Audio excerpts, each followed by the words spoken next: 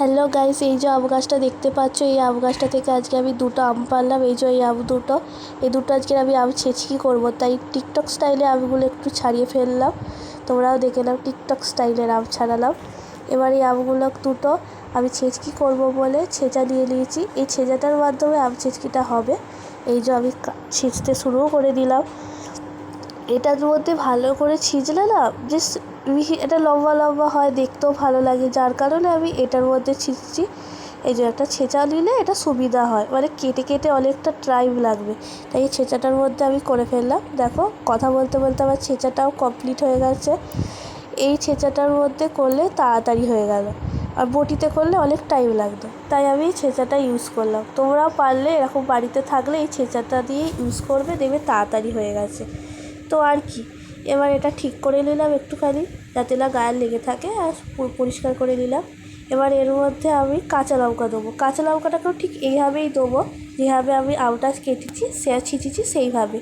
তোমরা যতগুলো ইচ্ছা লঙ্কা দিতে পারো, কারণ আমি এখানে বাচ্চারা খাবে, আমার ভাইপোরা খাবে, তাই জন্য বেশি লঙ্কা দিইনি, একটাই বড় লঙ্কা দিয়েছি। এবার তোমাদের স্বাদ মতো অনুযায়ী তোমরা লঙ্কাটা দেবে। আমি এখানে একটা লঙ্কাই ছিঁচছি। এবার যেইভাবে আমটা করেছি ঠিক সেইভাবেই তোমরা করবে। তোমরা এখানে চিনিটাও ইউজ করতে পারো, যদি কারোর মনে হয় যে না একটু ব্যালেন্স করে রাখতে হবে, টক মিষ্টি একটু, তাহলে তোমরা এখানে চিনিটা ইউজ করতে পারো লঙ্কাটা কম দিয়ে। তো আমি এখানে ঝাল ঝাল করেই খাবো, টক ঝাল মতো, তাই জন্য আমি একটা গোটা লঙ্কা দিয়ে দিয়েছি। এবার কি, ভালো করে গ্রেট করা হয়ে গেছে আমার লঙ্কা।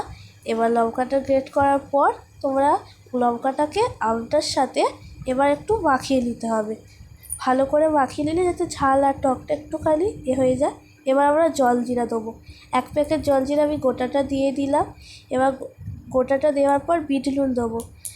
বিট নুনটা তোমরা বিট নুনের মধ্যে তোমরা নুনও ইউজ করতে পারো, আমি এখানে বিট নুনটাই ইউজ করেছি, কারণ আমার বিট নুনটাই বেশি ভালো লাগে টকের মধ্যে দিলে, তাই এখানে আমি বিট নুনটা ইউজ করছি। স্বাদ মতো আমি দেবো, ব্যালেন্স করে ঠিকঠাক রাখবো।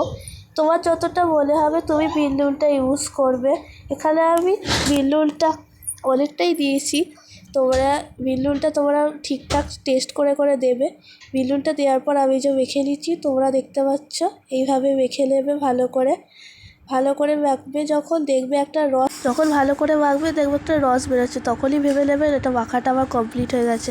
এবার আমার ভাইপোকে দিয়ে দেখি কেসি কি বলে। একটু দেখ তো কেমন হয়েছে, খেয়ে দেখ কেমন হয়েছে। ভালো হয়েছে। ভালো হয়েছে তো, ঠিক আছে, আমি একটু দেখি কেমন হয়েছে। হেভি হয়েছে, পুরো ব্যাপক, সত্যি বল।